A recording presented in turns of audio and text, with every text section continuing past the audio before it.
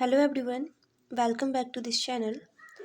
आज हम लोग क्या करेंगे, क्लास 10th का जितना भी फॉर्मूला है ट्रिग्नोमेट्री का वो सारा डिस्कस करेंगे। आपको जैसे पता भी होगा हमने क्या किया है, क्लास 10th का ट्रिग्नोमेट्री का जितना एनसीईआरटी के क्वेश्चंस हैं वो सारे हमने डिस्कस कर लिए हैं। पूरे का सॉल्यूशन हमने पार्ट वाइज डिस्कस किया है।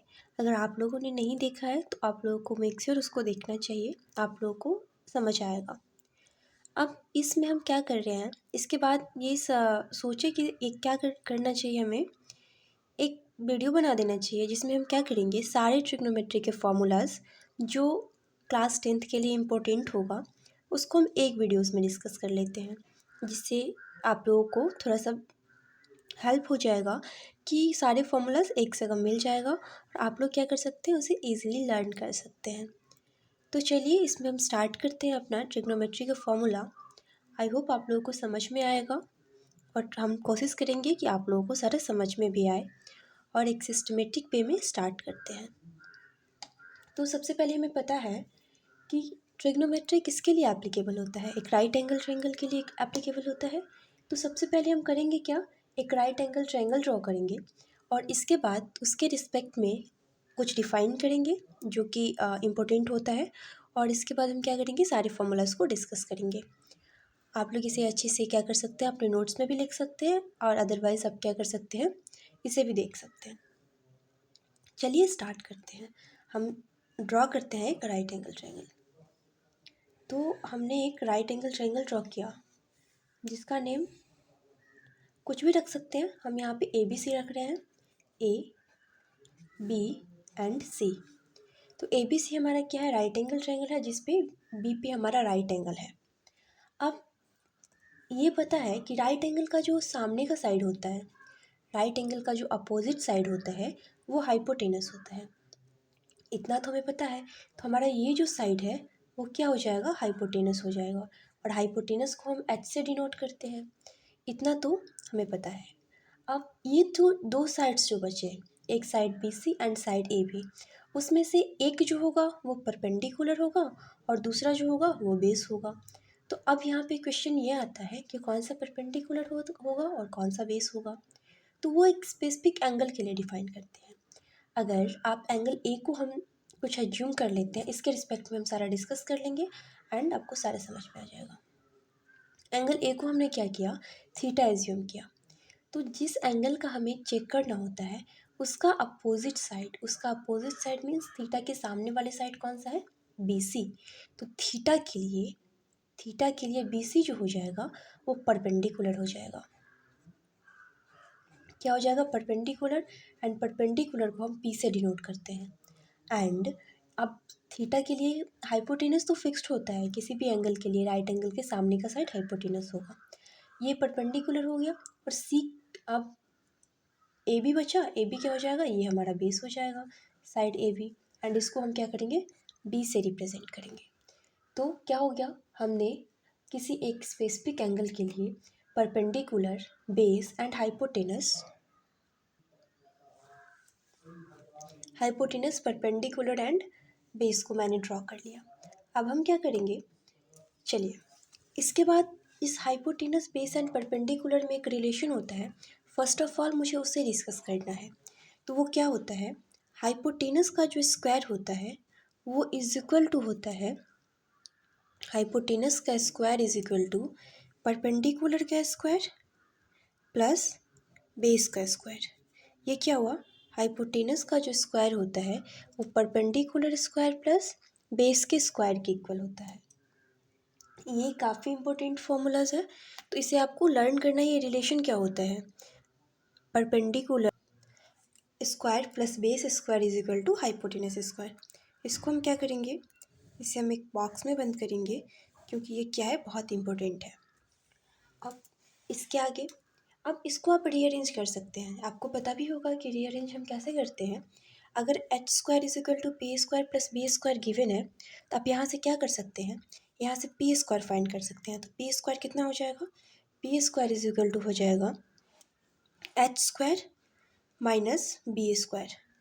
यहाँ तक कोई प्रॉब्लम, P स्क्वायर कितना हो जाएगा, H square minus B square, sorry ये B है, आपको समझ में आ रहा होगा। And B square is equal to क्या हो जाएगा, B square is equal to हो जाएगा H square minus P square. तो ये तो हमने रीअरेंज करके लिखा। तो अगर आप एक फॉर्मूला को लर्न करते हैं तो आपको क्या होगा, ये आप रीअरेंज खुद से भी कर सकते हैं। तो इसमें क्या होगा, कोई प्रॉब्लम नहीं होगा। अब इसके बाद हमें इस एंगल के लिए कुछ हमें ट्रिग्नोमेट्रिक रेशियोज डिफाइन करने हैं। तो अब ट्रिग्नोमेट्रिक रेशियोज क्या होता है, sine cos tan cosec sec cot, ये जो है ये कुछ ट्रिग्नोमेट्रिक रेशियोज होते हैं जो बेसिकली 6 हैं। अब उसके लिए इस थीटा के लिए हमें इसका साइन डिफाइन करना है कि साइन थीटा कितना होगा, कॉस थीटा कितना होगा, टेन थीटा कितना होगा। तो अब हम उसको डिफाइन करते हैं। तो सबसे पहले फॉर्मूला होता है sine theta is equal to perpendicular upon hypotenuse. Sine theta is equal to perpendicular upon hypotenuse. तो परपेंडिकुलर यहाँ पे कितना है, परपेंडिकुलर को शॉर्ट में हम पी लिखते हैं एंड हाइपोटेनस को शॉर्ट में हम क्या लिखते हैं, एच लिखते हैं। तो इसको हम क्या लिख सकते हैं, इसे लिख सकते हैं पी अपॉन एच। सेम इसी तरह कॉस थीटा क्या होता है, cos theta is equal to base upon hypotenuse, base upon hypotenuse. तो इसे हम क्या करते हैं, बेस को शॉर्ट में बी लिखते हैं एंड हाइपोटेनस को एच लिखते हैं। And tan theta is equal to होता है perpendicular upon base, perpendicular upon base. तो परपेंडिकुलर के लिए हम क्या रिप्रेजेंट करते हैं, पी, एंड बेस के लिए क्या रिप्रेजेंट करते हैं, बी। इसके बाद cosec theta, cosec theta is equal to होता है हाइपोटेनस अपॉन परपेंडिकुलर। हाइपोटेनस कितना होता है, H, and perpendicular P. Sec theta is equal to होता है hypotenuse upon base, hypotenuse upon base. तो हाइपोटेनस के लिए एच एंड बेस के लिए बी। इसके बाद हमने 5 लिख लिया। एक और होता है, वो होता है कॉट थीटा। तो cot theta is equal to होता है base upon perpendicular, base upon perpendicular. तो बेस के लिए हम क्या यूज़ करते हैं, बेस के लिए हम बी यूज़ करते हैं एंड परपेंडिकुलर के लिए हम पी यूज़ करते हैं। तो ये कुछ 6 बेसिक फॉर्मूलाज हैं जो आपको पता होना चाहिए कि sine theta is equal to क्या होता है। साइन थीटा आप ऐसे लर्न करोगे कि sine theta is equal to होता है P by H, cos theta is equal to B by H, tan theta is equal to P by B, and cosec theta is equal to H by P, sec theta is equal to H by B, and cot theta is equal to B by B. यहाँ तक हमने क्या किया, अपना पूरा sign cos ten का कितना जितना होता है वो सारा हमने यहाँ पे देख लिया। अब हम क्या करेंगे, अब आप यहाँ पे ध्यान से देखेंगे तो आपको कुछ समझ में आ रहा होगा। ये जो साइन थीटा है ये क्या है, ये पी बाई एच है, एंड ये जो सेक थीटा है ये क्या है, एच बाई पी है। तो इसमें कुछ ऐसा रिलेशन नहीं लग रहा है कि इसका हम क्या किया, इसको रिवर्स करके यहाँ पे लिख दिए हैं। सेम इसी तरह कॉस थीटा का क्या किया है, ये बी बाई एच है तो यहाँ पे क्या हो गया, एच बाई बी। तो ये भी थोड़ा सा रिवर्स वाला फीलिंग आ रहा है। And cos theta tan theta is equal to P by B and cot theta is equal to B by P. तो ये भी रिवर्स लग रहा है। तो इसको क्या हम ऐसे लिख सकते हैं, यहाँ पे अगर हम sine theta is equal to लिखते हैं 1 अपॉन कॉसेक थीटा, क्या इसमें कुछ गलत है। अगर sine theta is equal to P by H है और यहाँ पे cosec theta is equal to B H by P है, तो इसे हम ऐसे भी लिख सकते हैं क्योंकि ये रिवर्स होता है। आपको याद भी रखना है कि साइन थीटा क्या होता है, 1 बाई कॉसेक थीटा। अगर हम साइन को कॉसेक के फॉर्म में ऐसा लिख सकते हैं तो हम कॉसेक को भी क्या कर सकते हैं, cosec theta is equal to 1 by sine theta. इसमें भी कोई प्रॉब्लम नहीं है। इसे हमने क्या किया, इसे हमने डायरेक्ट क्या किया, इसको हम रिवर्स कर दिए, इसको यहाँ ले गए क्रॉस मल्टीप्लिकेशन से एंड इसको यहाँ ले गए। अब अगर ये है तो इसको हम क्रॉस मल्टीप्लिकेशन भी कर सकते हैं। तो ये क्या हो जाएगा, ये हो जाएगा sine theta into cosec theta is equal to 1। यहाँ से क्या हुआ, हमने 3 फार्मूलाज लिख लिए और ये आपको तीनों फॉर्म में एज इट इज़ लर्न होना चाहिए कि आप साइन थीटा के प्लेस पे कहीं भी 1 बाय कॉसेक थीटा लिख सकते हो, कॉसेक थीटा के प्लेस पे 1 by sine theta, and sine theta into cosec theta is equal to 1। Same इसी तरह ऐसे ही हम क्या कर सकते हैं, कॉस थीटा को लिख सकते हैं 1 upon sec theta, and cos theta is equal to 1 by sec theta, तो यहाँ से sec theta is equal to 1/cos theta भी आ जाएगा, इसमें भी कोई प्रॉब्लम नहीं है।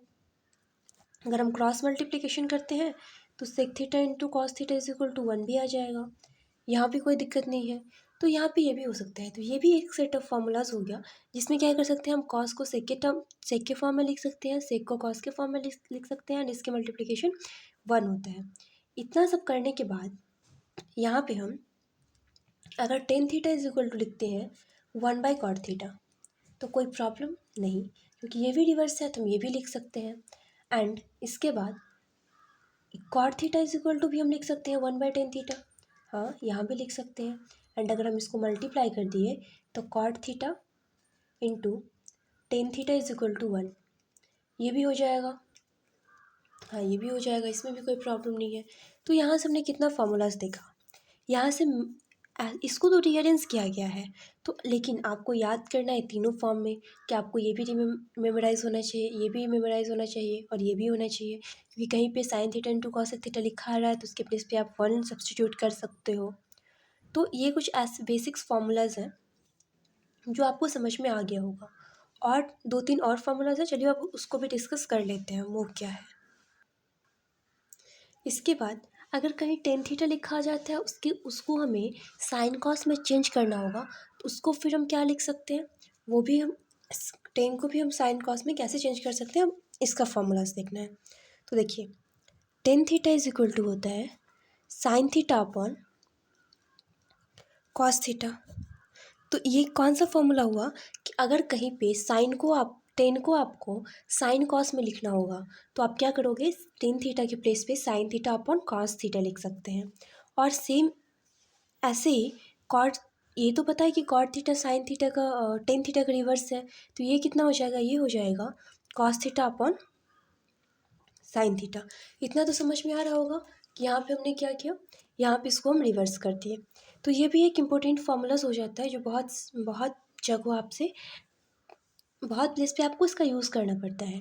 कहीं पे आपको अगर टेन को साइन कॉस में चेंज करना होगा तो आप क्या कर सकते हैं, आप इसको sign theta upon cos theta लिख सकते हैं। इतना हमारा हो गया। अब एक सेट ऑफ फार्मूलाज और होते हैं जो काफ़ी इंपॉर्टेंट होते हैं और वो आपको याद होना ही चाहिए। तो वो होता है अगर sign square theta plus cos square theta लिखा है तो ये क्या होता है, ये 1 के इक्वल होता है। यहाँ पे कंडीशन बस इतना है कि ये वाला थीटा और ये वाला थीटा इक्वल होना चाहिए, ये नहीं कि यहाँ पे साइन स्क्वायर थीटा है एंड यहाँ पे साइन स्क्वायर अल्फा है, ऐसा नहीं होना चाहिए। ये थीटा एंड ये थीटा इक्वल है तब sign square theta plus cos square theta के प्लेस पे 1 लिख सकते हो, मतलब एंगल इक्वल होना चाहिए। अब इसको देखिए, इसे भी आप रीअरेंज कर सकते हैं। आप क्या कर सकते हैं, साइन थीटा को आप इधर ही रहने दो एंड कॉस थीटा को आप क्या करेंगे, इक्वल टू के दूसरे साइड ले जाएंगे, तो ये हो जाएगा 1 अपॉन कॉस स्क्वायर थीटा। अगर आपको कॉस स्क्वायर थीटा को लिखना हो तो कॉस स्क्वायर थीटा को आप क्या लिख सकते हैं, 1 upon sine square theta. And अगर कॉस थीटा लिखना हो तो आप क्या करेंगे, आप स्क्वायर रूट लगा देंगे, तो ये हो जाएगा 1 माइनस साइन स्क्वायर थीटा। ऐसे ही आप रीअरेंज कर सकते हैं। बस यहाँ पे हमें दिखाने का ये मतलब था कि आप रीअरेंज कर सकते हैं। मेन वाला जो फॉर्मूला है वो तो यही है, आपको मेमोराइज़ तो यही करना है, लेकिन आपको इसका और इसका भी यूज़ आ सकता है। तो ये नहीं कि हम इसको स्किप करके चलेंगे, ये भी आपके माइंड में होना चाहिए।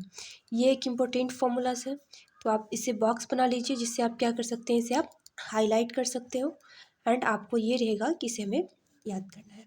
ठीक है, अब चलिए, अब ये जैसे sine square theta plus cos square theta is equal to 1 आया है, ठीक उसी प्रकार हम क्या करेंगे, इधर दूसरा सेट लिख रहे हैं। इसमें क्या होता है, ये होता है कॉसिक और कॉट में relation, cosec square theta minus cot square theta is equal to 1। ये होता है cosec square theta minus cot square theta is equal to 1। यहाँ भी सेम वही कंडीशन है कि आपका ये थीटा एंड ये थीटा जो है, ये वाला थीटा एंड ये वाला थीटा, ये आपका इक्वल होना चाहिए। ये भी एक मेन फॉर्मूला है, आप इसे भी बॉक्स में चलिए बंद करते हैं। एंड इसके बाद इसे भी आप क्या करोगे, इसे भी आप रीअरेंज करके लिख सकते हैं। तो आप क्या लिख सकते हैं, कॉसिक स्क्वायर थीटा जो होगा वो इक्वल हो जाएगा 1 प्लस कॉट स्क्वायर थीटा के, एंड कॉट स्क्वायर थीटा जो होगा वो इक्वल हो जाएगा कॉसिक स्क्वायर थीटा माइनस 1 के। अगर यहाँ से आपको कॉट थीटा लिखना है तो वो आप लिख सकते हैं कि root over cosec square theta minus one. And अगर कॉसेक थीटा लिखना है तो वो भी आप लिख सकते हैं कि root over one plus cot square theta. तो ये तो हो गया कि आप कैसे कैसे रीअरेंज कर सकते हैं, तो ये भी आपको समझ में आ रहा होगा। अब इसके बाद एक और फॉर्मूला होता है, वो होता है sec square theta minus tan square theta is equal to one. ये भी एक फॉर्मूला है जो आपको याद करना है। इसे भी हम एक बॉक्स में बंद करते हैं क्योंकि ये भी काफ़ी इंपॉर्टेंट है एंड यही मेन फार्मूलाज है। ये मेन फार्मूला है। इसके बाद हम क्या करेंगे, इसी को रीअरेंज करेंगे। तो और इसे आप क्या क्या लिख सकते हैं, आप यहाँ पे लिख सकते हैं कि सेक स्क्वायर थीटा जो होगा वो इक्वल हो जाएगा one plus tan square theta के। एंड इसके बाद सेक थीटा किसके इक्वल हो जाएगा, सेक थीटा इक्वल हो जाएगा one root over one plus tan square theta के। अगर यहाँ से आपको टेन स्क्वायर थीटा लिखना हो तो टेन स्क्वायर थीटा किसके इक्वल हो जाएगा, वो इक्वल हो जाएगा sec square theta minus one के। एंड अगर टेन थीटा लिखना होगा तो आप क्या कर सकते हो, root over sec square theta minus one. Right, तो आप यहाँ पे ये सब कर सकते हो। तो ये तो मैंने रीअरेंज किया, ये तो आपको दिख रहा होगा। ये तो रीअरेंज करके हम लिख दिए कि इसको क्या क्या लिख सकते हैं। मेन वाला जो फॉर्मूलाज है वो तो ये तीन है, एक ये वाला एंड ये वाला। तो मेन फार्मूला को आप क्या करिए, लर्न करिए एंड रीअरेंज करना सीख लीजिए कि कैसे करेंगे। तो चलिए अब हम एक साइड में क्या करते हैं, इस तीनों फार्मूला को लिखते हैं। क्या था, sine square theta plus cos square theta is equal to one, cosec square theta minus cot square theta is equal to one, and sec square theta minus tan square theta is equal to one. ये तीन formulas हैं जिसे क्या करना है, आपको याद करना है। चलिए इसको हम, और ये सब रीअरेंज करके लिखा गया है। तो आई होप आपको एक फार्मूला से मिल गया होगा। बेसिकली इम्पोर्टेंट यही है क्योंकि हमारे टेंथ में बस इतना ही दिया हुआ है। और एक 90 डिग्री वाला होता है, चलिए उसको भी डिस्कस कर ही लेते हैं। वो क्या होता है, चलिए इधर देखते हैं। वो होता है, अगर आपको साइन 90 माइनस थीटा लिखना है, साइन 90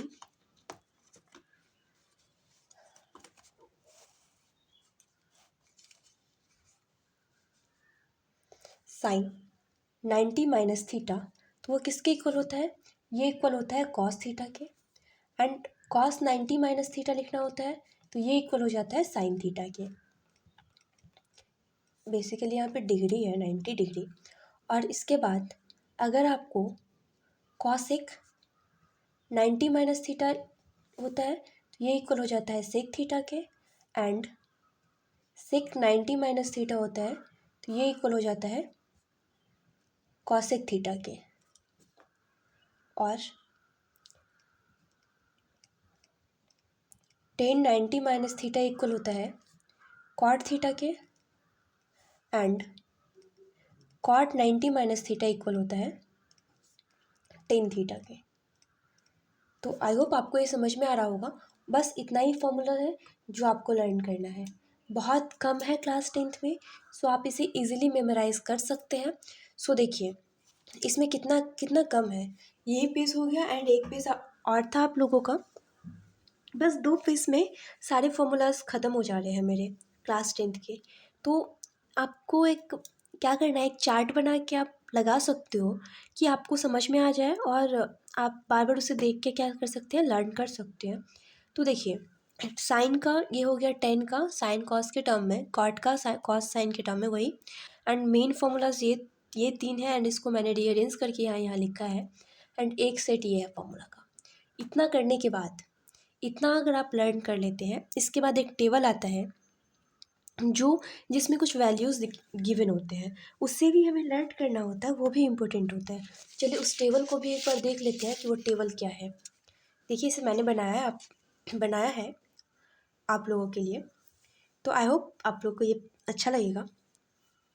देखिए क्या है यहाँ पे, ये जो एंगल ए है वो इंक्रीजिंग ऑर्डर में गिवन है।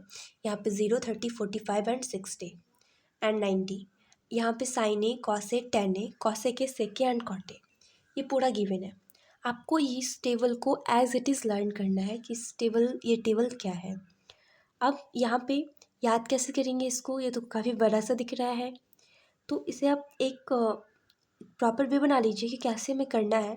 इससे आप उससे कर सकते हैं। जैसे अब ध्यान से देखेंगे तो sine 0 degree is equal to 0 and cos 90 degree is equal to 0। ये वाला एंड ये दोनों इक्वल सा दिख रहा है, तो हम क्या करेंगे, जो साइन 0 का होगा वही कॉस 90 का होगा।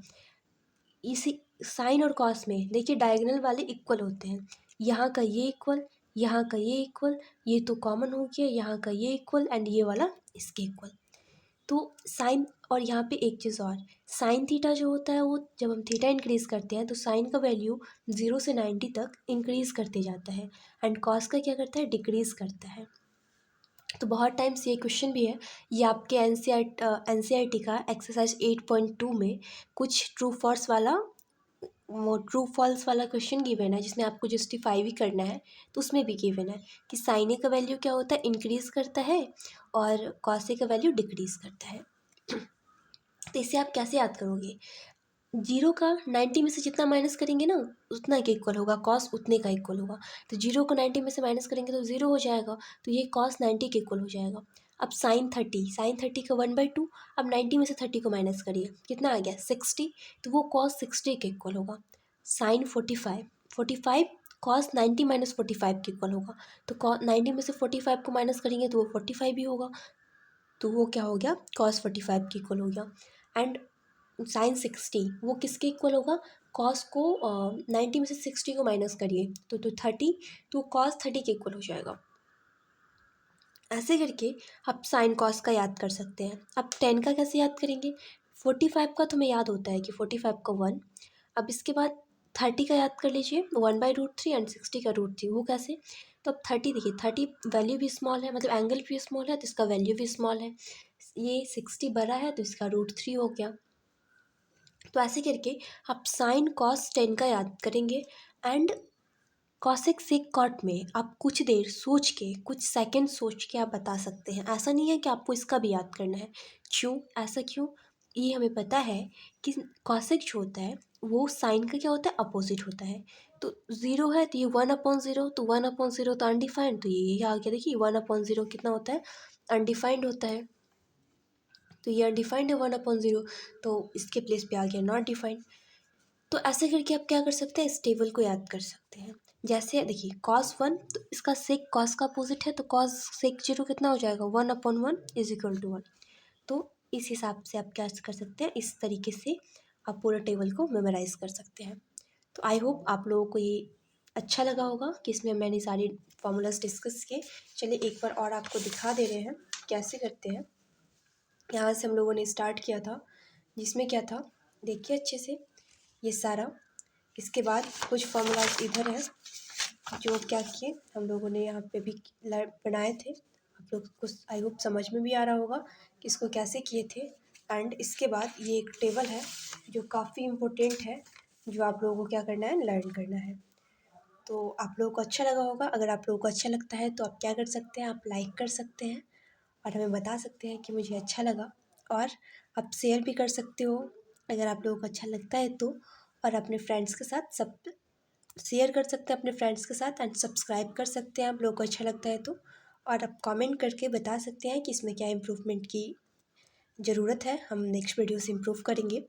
सो चलिए मिलते हैं आप नेक्स्ट वीडियो में, तब तक के लिए बाय, टेक केयर एंड अच्छे से पढ़िए।